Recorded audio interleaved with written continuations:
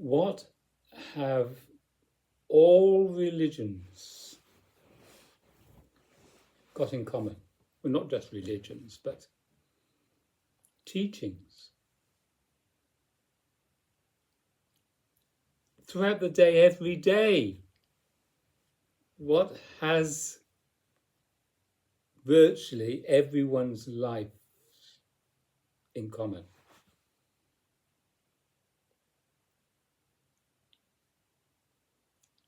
Belief. Wherever you go, people say, believe me, believe in this, believe in that. Our parents told us to believe in certain things.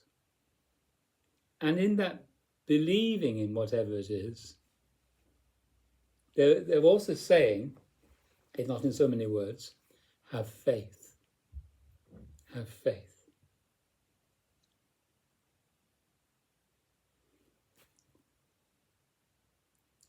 Two and two equals 4. We're led to believe in that. But 2 and 2 can equal any number, depending on what you're referring to as 2. 2 ones plus 2 ones is 4 ones. But 2 ones and 2 halves is 3 ones. Or 6 halves. So there's hidden agendas. But I'm glad I believe in certain few things, like I've been told that rhubarb leaves are poisonous. So I believe that because I haven't tested it out. That's an example. I believe, someone might say, that liquid in there you mustn't drink, it's poisonous. But I might have forgotten the name of it. That doesn't matter. It's just the fact I have faith in that person who says, don't drink that because it's poisonous, it's lethal. So yes, belief has a use. But when people in the religion say you've got to believe this, believe in God, believe that he will judge you, believe that when you die you will either go to heaven or hell, believe and you will be saved, believe in the Lord Jesus Christ. What do other religions say? What does Judaism say? Buddhism say? Hinduism say? Jainism say? Whatever.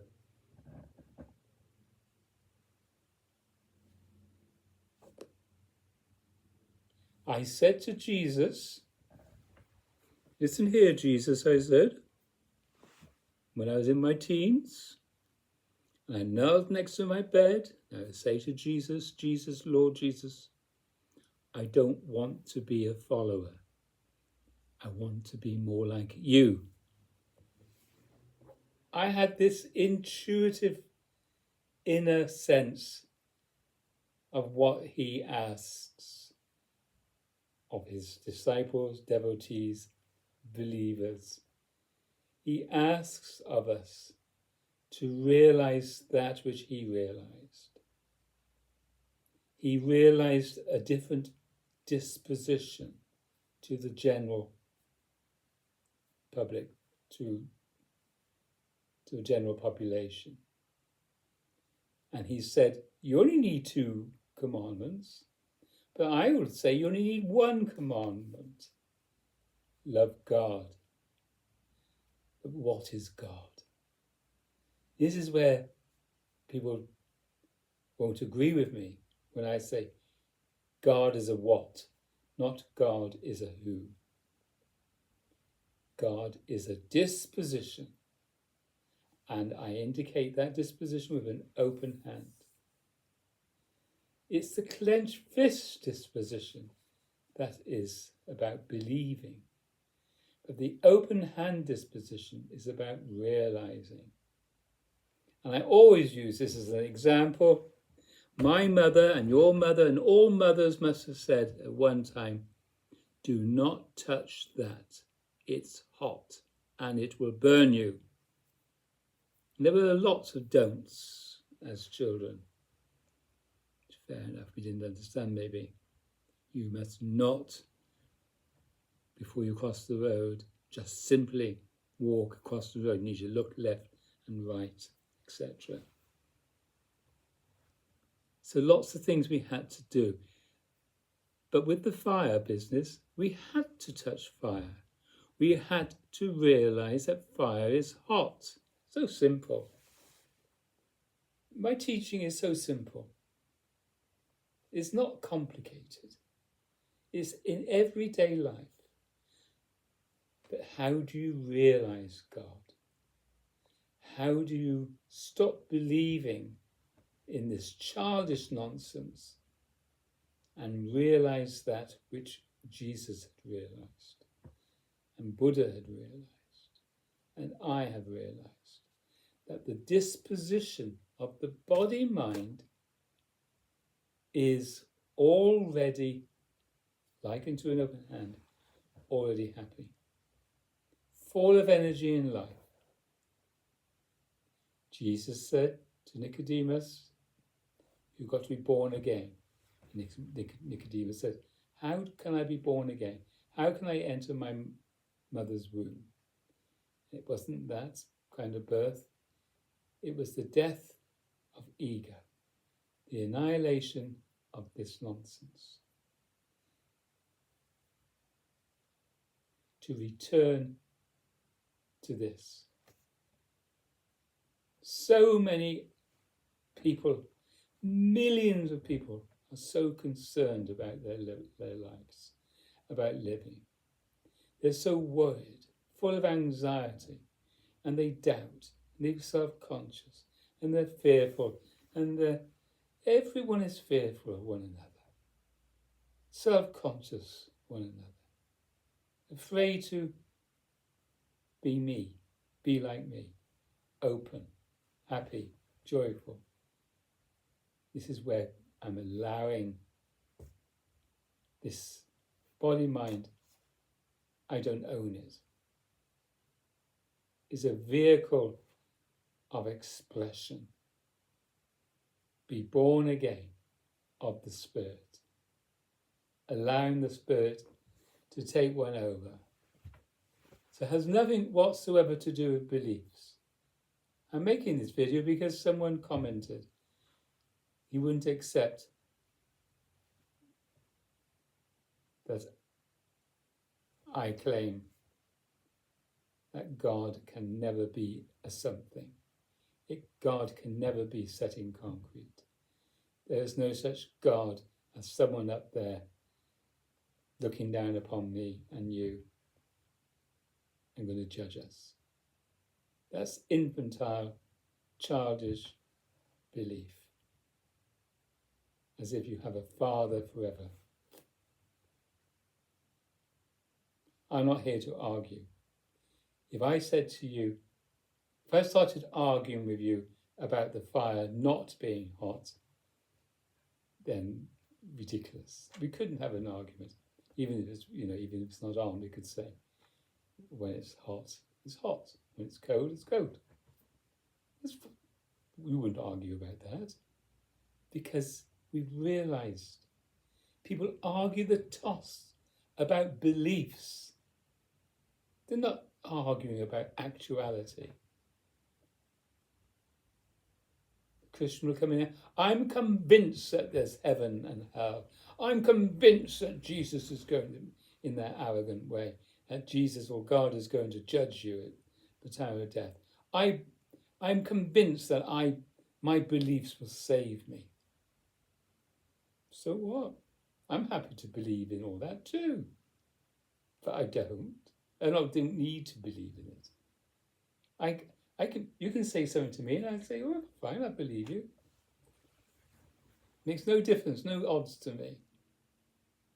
If you say you've got a mansion, 6 bedrooms and 2 bathrooms and a 50-piece gold rimmed dinner service, and you have a butler and you have 3 Rolls Royces, well, I might start disbelieving you, but whether I disbelieve you or believe you, it makes absolutely no difference to this disposition of already happiness, joy, delight. My teacher, Adidar, said to me, he said, Peter, take me seriously, not conditional life. And wherever you are, whatever you do, find me there. And what does he mean by me? He means the God state, the happy state. Devote your life to happiness. And that's what I do. I'm no longer self-conscious, no longer bothered what people think. I don't doubt anymore. None of that first birth stuff.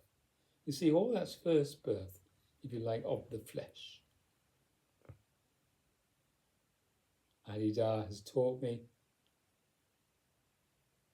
what it is to know God, to realize God, which is joy, happiness, delight, intimacy, no avoidance, already in relationship. So what are you doing right now? Do you believe in God, or have you realized God? Do you know what God is? I must admit, I don't like the word God, because there's so many childish connotations. There's so many points of view about what God is or who God is. Anyway, so what? The other thing is, it's very difficult to describe this condition. You're either in it or you aren't in it. You're either happy or you're not happy. Can you describe what wetness is? Can you really describe what wetness is without using the word water or wetness? No. It's impossible to describe what wetness is. My mother used to say, I don't like baked beans. I used to say, well, how do you know? You've never tasted them. Oh, I know I don't like baked beans.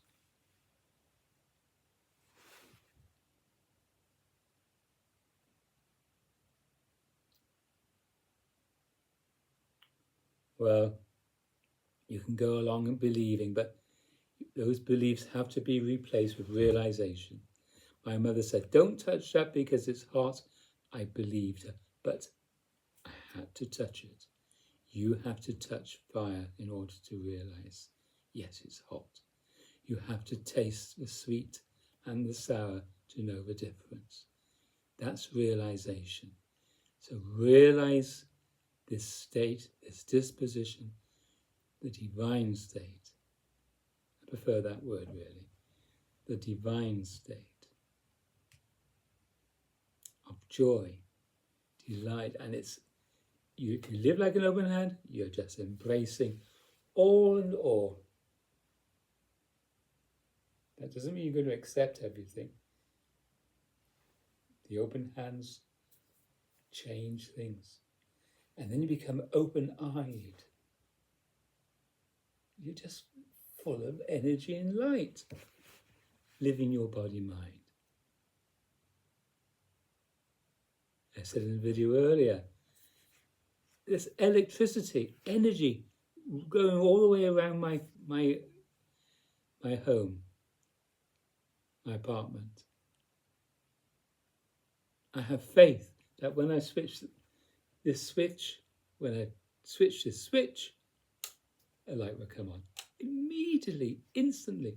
So there's electricity going up to the light right now. And by doing that switch, there's a connection that links, and now it's separated. So that is representing the open hand, God, which is light and happiness. And that represents the clenched fist, disconnected. We've got to link up. You've got to. That's what Holy Communion means. You've got to become obsessed with only happiness, joy, delight. So, Adidas says, simply turn to me. Link up, Holy Communion. Satsang is another word, S-A-T-S-A-N-G, satsang. Holy Communion, love communion. You would say fall in love all the time. Keep falling in love and realize, not just realize God, but realize when you're separating yourself from God, and then return. Keep returning. And this is a wonderful way to occupy your life. It's full of wonderment, full of joyful happenings, full of friendship, full of intimacy, full of love. And then you can simply be love and not expect anyone to love you. You're standing alone. Stand alone with your lover. If you are a Christian, then you should be in love with Jesus all the time. That's what it is to be a Christian. All just in love. Not asking Jesus to make you a better life or to give you this and give you that. All that will come anyway, if it's necessary. Just simply be in love. Holy Communion. And you'll be my lover as I am yours. I'm not cultic. I don't belong to any groups. I don't belong to anybody. I'm simply an expression of gratitude. An expression of intimacy. An expression of friendship. Thank you for listening. There's no doubt in me whatsoever. Thank you.